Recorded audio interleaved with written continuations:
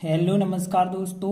MP board class 12 general English आप पढ़ रहे हैं, जिसमें आज हम पढ़ेंगे लेसन 5।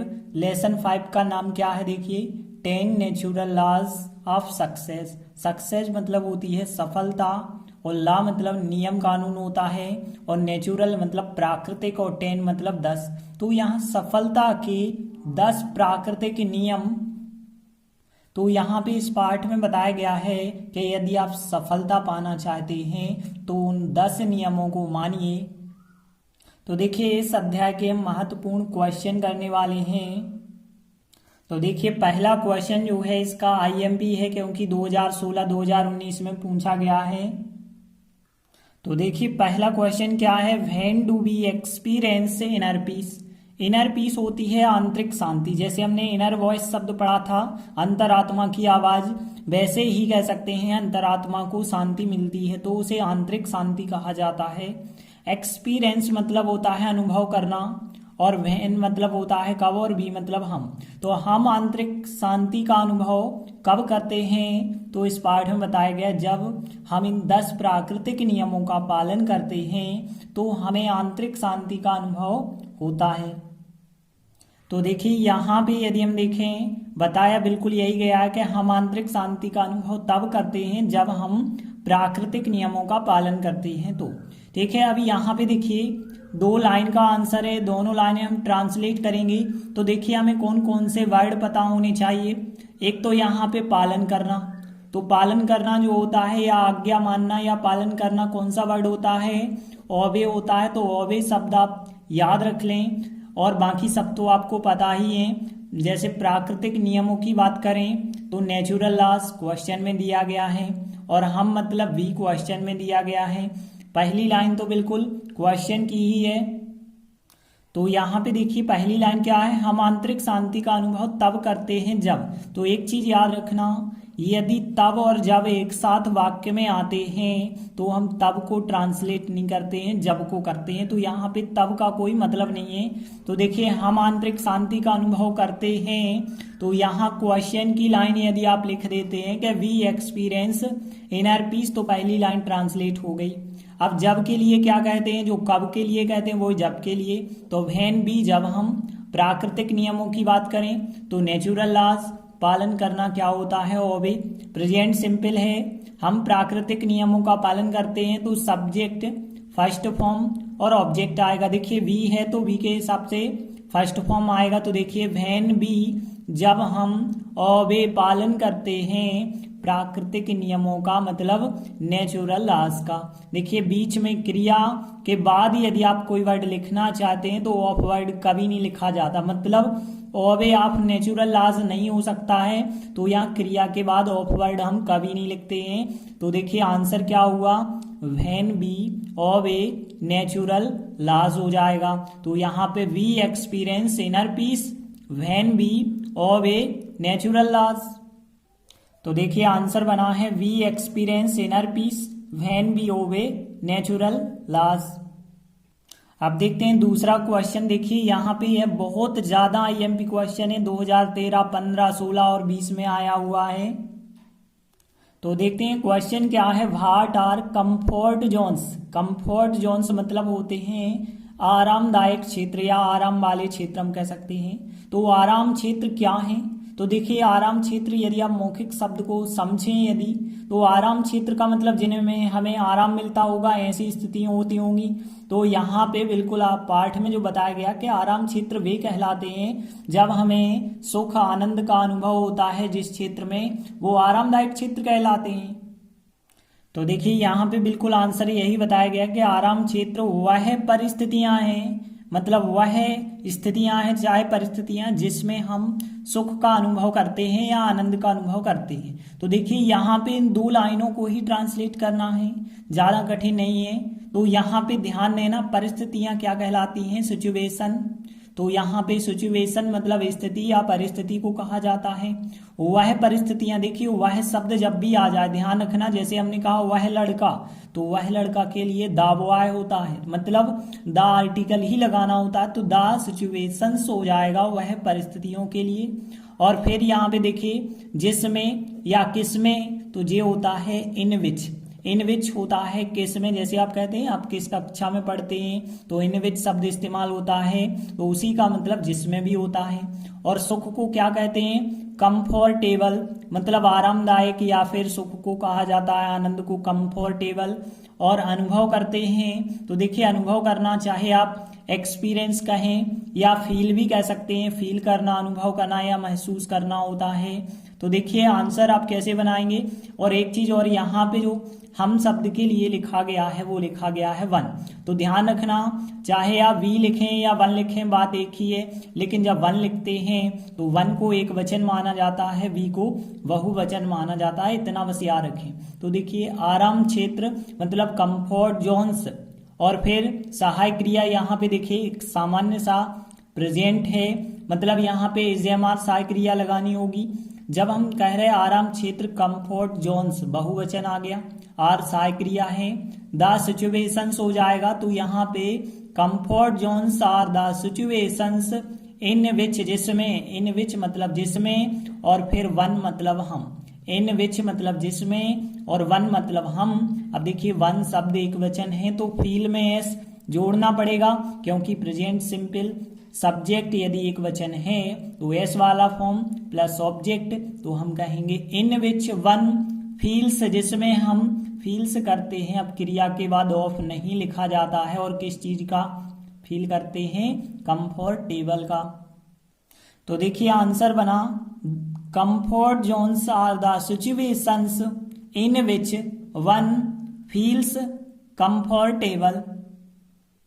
तो देखिए आंसर क्या बना लिया है हमने, comfort zones are the situations in which one feels comfortable. तो देखिए यह दोनों महत्वपूर्ण प्रश्न हैं और आसान भी हैं। इसके बाद आगे के क्वेश्चन, तो आगे का तीसरा क्वेश्चन है how can we free up time. Free up मतलब होता है मुक्त होना, निजात पाना, स्वतंत्र होना। तो यहाँ पे क्वेश्चन क्या है, देखिए यहाँ how can we free up time. Free up का मतलब हो गया स्वतंत्र होना, मुक्त होना, टाइम मतलब समय, और हाउ मतलब कैसे, और कैन मतलब सकते हैं, मतलब हम समय से मुक्त कैसे हो सकते हैं। यदि आप समय से मुक्त होना चाहते हैं तो आपको क्या करना चाहिए। तो देखिए इस पाठ में बताया गया है कि यदि आप समय से मुक्त होना चाहते हैं तो आपको डेली प्लानिंग करनी होगी। डेली प्लानिंग आपको करना होगा, मतलब आपको दैनिक नियोजन अपनाना पड़ेगा। रोज जो है आपको प्लानिंग करनी होगी कि कल का काम क्या है, कितने बजे क्या करना है। यदि आप सब फिक्स कर लेते हैं तो बिल्कुल आप समय से निजात पा सकते हैं। तो देखिए आंसर बताया गया, हम डेली प्लानिंग के द्वारा समय से मुक्त हो सकते हैं।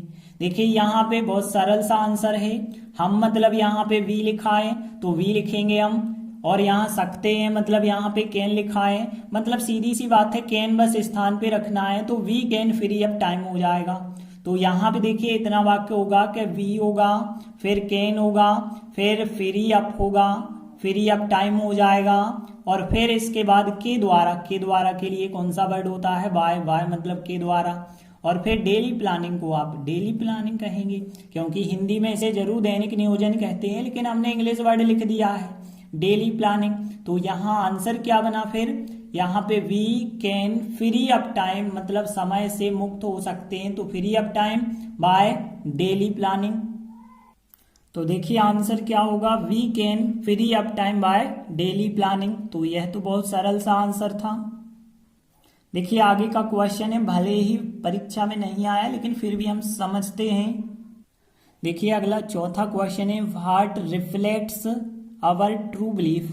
बिलीफ मतलब होता है विश्वास, ट्रू मतलब सच्चा, तो हमारे सच्चे विश्वास की बात हो रही है। और रिफ्लेक्ट्स होना मतलब यहाँ पे प्रतिबिंब दिखाना होता है या प्रतिबिंबित हो जाना। व्हाट मतलब क्या, तो क्या चीज ऐसी है जो हमारे सच्चे विश्वास का प्रतिबिंब दिखाती है। तो देखिए इस पाठ में बताया गया है, यदि आप खुद की पहचान करना चाहते हैं कि हमारा विश्वास किसी के प्रति सच्चा है कि नहीं है, तो व्यवहार के द्वारा ही पता चल सकता है कि किसी व्यक्ति का जो है विश्वास सच्चा है या नहीं है। तो देखिए यहाँ आंसर में बताया गया, हमारा व्यवहार जो हमारा खुद का व्यवहार होता है उसके द्वारा ही हमें पता चलता है कि हमारा सच्चा विश्वास किसी भी व्यक्ति पर कितना है। तो देखिए यहाँ पे केवल एक शब्द हमारा व्यवहार। तो देखिए आपको व्यवहार तो वर्ड पता होगा, बिहेवियर होता है व्यवहार, तो यहाँ पे बिहेवियर वर्ड याद रखेंगे। तो यहाँ पे बिहेव का मतलब होता था व्यवहार करना, यह जो क्रिया है बिहेव मतलब व्यवहार करना, लेकिन बिहेवियर जो है इसका नाउन फॉर्म है, इसका मतलब होता है व्यवहार। तो अवर बिहेवियर, बस एक शब्द आपको हार्ट के स्थान पे एक शब्द रखना होगा, अवर बिहेवियर, और बाकी रिफ्लेक्ट्स अवर ट्रू बिलीफ, ठीक है ना। तो यहाँ वर्ड के स्थान पे अवर बिहेवियर और बाकी पूरा जो है क्वेश्चन के वर्ड आपको लिखने हैं, रिफ्लेक्ट्स अवर ट्रू बिलीफ। तो देखिए यहाँ पे बताया गया है our behaviour reflects our true belief. तो देखिए बहुत सरल सरल से आंसर हैं एक लाइन के। अगला क्वेश्चन भी सरल सा है, देखिए भले ही यह परीक्षा में नहीं आए हैं लेकिन आप इनको कर लें। देखिए अगला 5वां क्वेश्चन क्या है, what do incorrect beliefs lead to. Incorrect belief का मतलब होता है गलत विश्वास। तो गलत विश्वास जो है लीड टू मतलब ले जाते हैं, टू मतलब यहाँ पे की ओर होता है। तो यहाँ पे गलत विश्वास हमें किस चीज की ओर ले जाते हैं। तो देखिए यदि आप गलत विश्वास मतलब गलत धारणा हो जाएगी आपके अंदर, तो आपका व्यवहार बिल्कुल गलत दिशा में जाने लगेगा। तो देखिए यहाँ पे बताया गया है गलत विश्वास गलत दिशा में हमारे व्यवहार को ले जाते हैं। तो देखिए यहाँ पे यदि हम इसका ट्रांसलेट करें तो देखिए ज्यादा कठिन नहीं है, क्योंकि गलत विश्वास यहाँ पे यह लिखा है। अब देखिए यहाँ पे दिशा की बात करें तो डायरेक्शन होती है, तो यहाँ पे गलत दिशा को वैसे हम इनकरेक्ट भी कह सकते हैं, लेकिन जो लिखा गया है गलत के लिए लिखा गया है रॉन्ग।